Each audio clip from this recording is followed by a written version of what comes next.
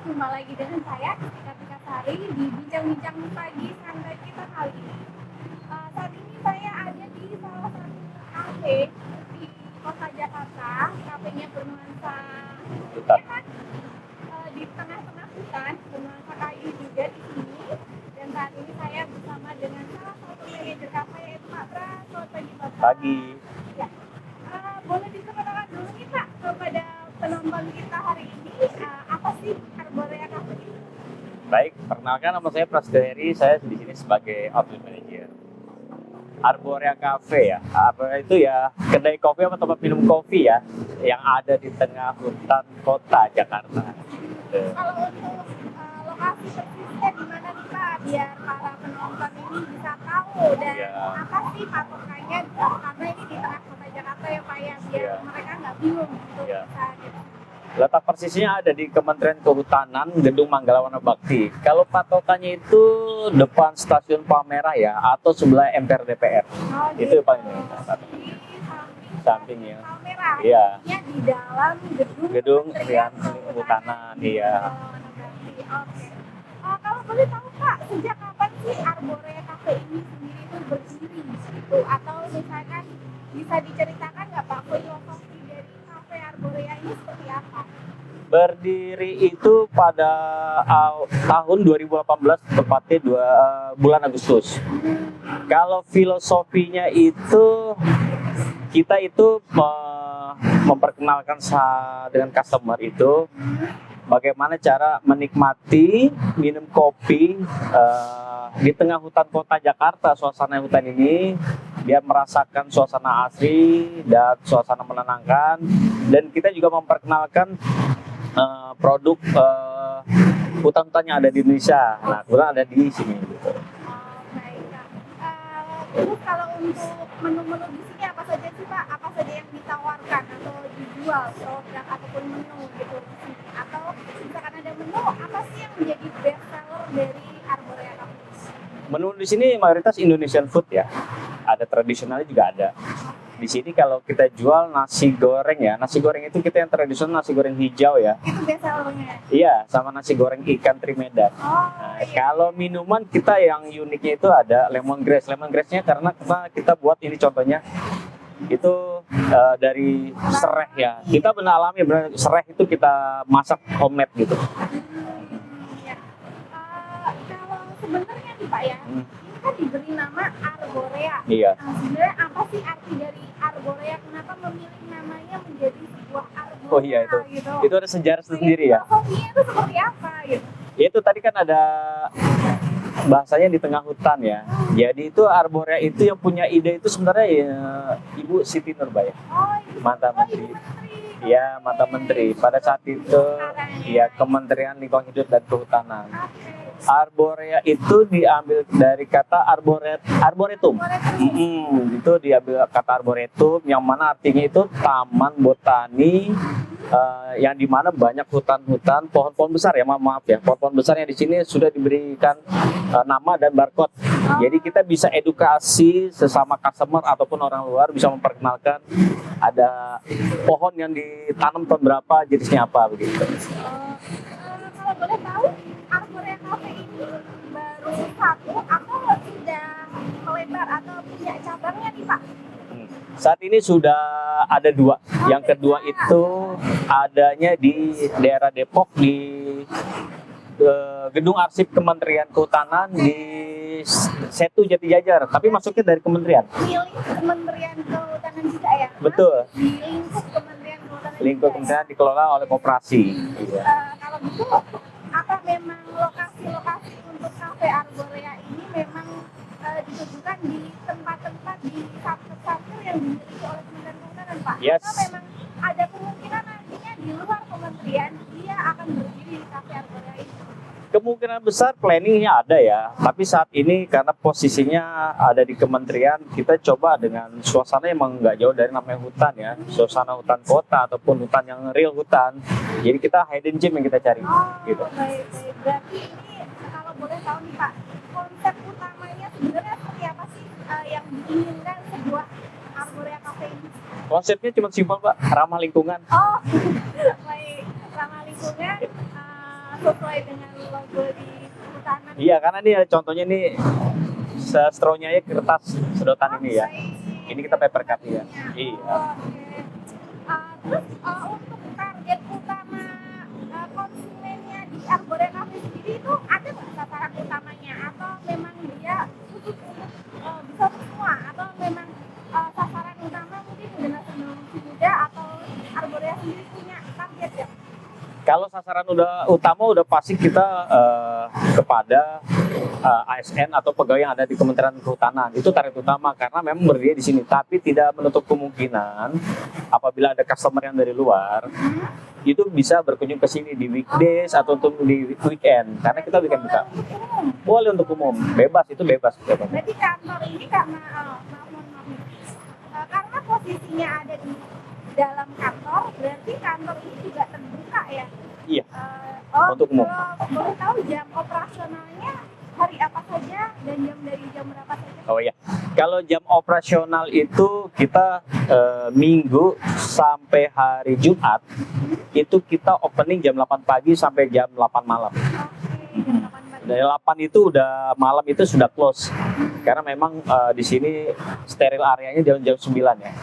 Kalau khusus hari Sabtu Minggu? ya hari Sabtu, Sabtu itu kita buka jam 11 sampai jam 8 malam.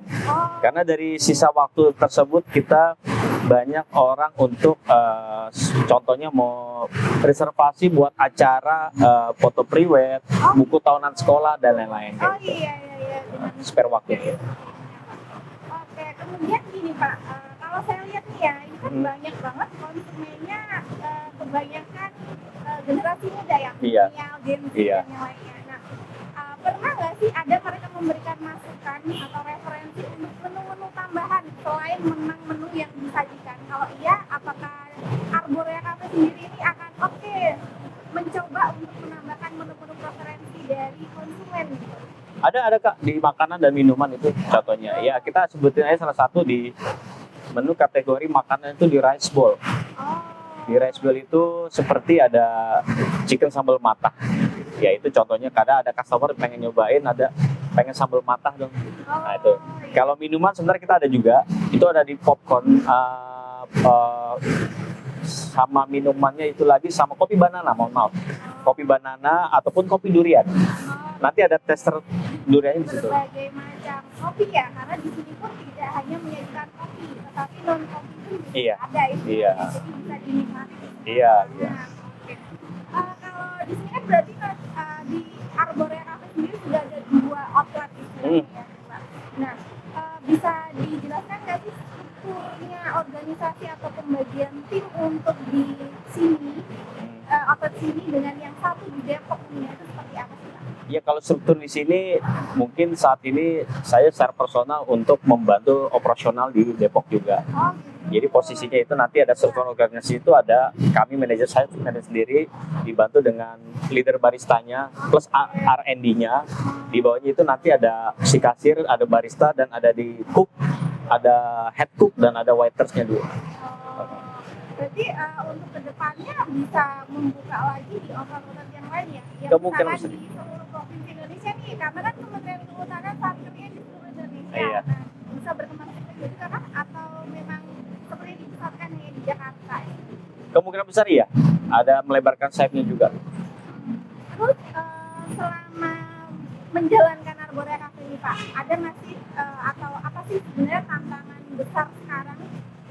Tantangan besar sekarang yang pertama maksudnya gini ya, mungkin lokasi tantangan terbesar itu lokasi ya, Oh gitu. karena lokasinya gini, maksudnya gini, kafe tersebut kan memang berada di kementerian, tempatnya di bawah pohon rindang gini ya, kehutanan, dan bangunannya itu kan ikoniknya dari kayu, dan itu sangat terpencil ya. Itu tantangan terbesar kita untuk memperkenalkan untuk ke customer posisinya ada di mana, gitu. Nah itu tantangan besar. Itu lagi untuk mengelolanya tersebut kita juga banyak kafe-kafe yang sudah menjadi kompetitor, Oh gitu. Tantangan terbesar. Ya. Iya. Kalau itu perjalanan bisnisnya si Arborea Cafe sendiri gimana Pak? Naik turunnya, misalkan kemarin di saat pandemi itu bagaimana, apakah dia omset turun atau tetap bisa dipertahankan dengan cara apa? Kita pengen tahu nih, siapa tahu penonton Iya. juga pengen tahu kan cara gimana sih mempertahankan sampai seeksis sekarang? Kalau dibilang turun pada saat kan pandemi iya, karena memang kita ikutin aturan dari pemerintah ya, ada social distancing atau tutup sekian bulan ya, kita ikutin aturan yang ada. Kedua nyali dibilang turun pasti sangat drop. Nah, tapi kita akhirnya kesini mencoba untuk review produk juga sih sebenarnya salah satunya, sama main di sosial media karena salah satunya sosial media itu yang paling promonya itu salah satunya. Dibantu untuk semakin viral ini kafe, jadi dia akan semakin berkembang juga. Iya gitu. Kemudian apa sih Pak rahasianya Arborea Cafe ini dalam mempertahankan cita rasa nih Pak, baik makanan, minuman, dan Iya. lain-lain. Apa rahasianya? Kita standar ya pasti SOP ya, standar operasional prosedur itu yang udah kita gunakan, sama QSC. QSC itu Quality Service dan Control. Nah, salah satunya masuknya di situ kategorinya SOP. Berarti para pegawainya ini ada semacam pelatihannya ya di Oh iya, kantornya? ada. Oh, dikasih pelatihan. Ya, iya. Oh iya betul.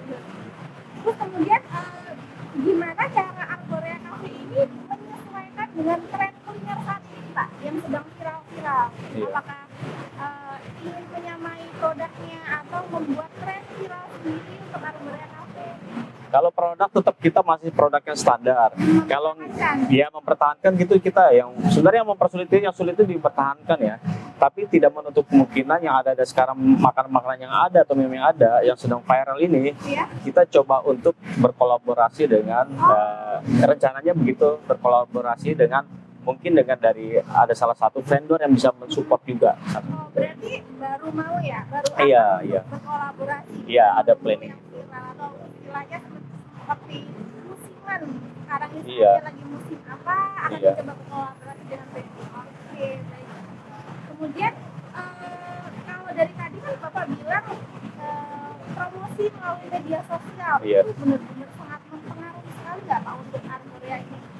Maksudnya di baik di Jakarta sini maupun yang di Depok nih terutama. Sepertinya kan masih kurang terdengar nih yang di Depok ya. Kalau Iya. di sini sendiri di Manggala Wanabakti ini sudah sangat-sangat cukup terkenal istilahnya. Kafe yang cozy, nyaman. Iya.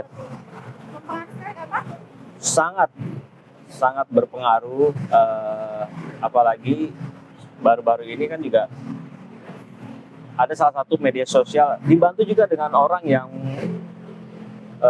suka foto di sini ataupun bikin konten di sini. Ya. Itu sangat membantu, banyak customer yang menolong Arborea juga ya, selain dari kita juga, karena dengan ada customer yang ada niat bantu dengan baik juga dipromosikan dan itu pun sudah terbukti. Jadi dengan kita merepost konten dia dan itu terbukti jadi ramai. Oh iya, makanya ini Arborea Cafe dibikin tempat yang se-instagramable mungkin gitu. Iya. Teman-teman atau pengunjung yang datang dan hadir Arborea Cafe ini kita bisa punya spot-spot foto, teman-teman foto yang bisa dijadikan untuk referensi apalagi kalau menurut Pak Pres ini sebenarnya apa sih kunci suksesnya dalam membangun dan mempertahankan bisnis sebuah kafe nih Pak? Iya. Kunci sukses itu yang pertama kita harus mengerti konsep apa yang kita mau buka.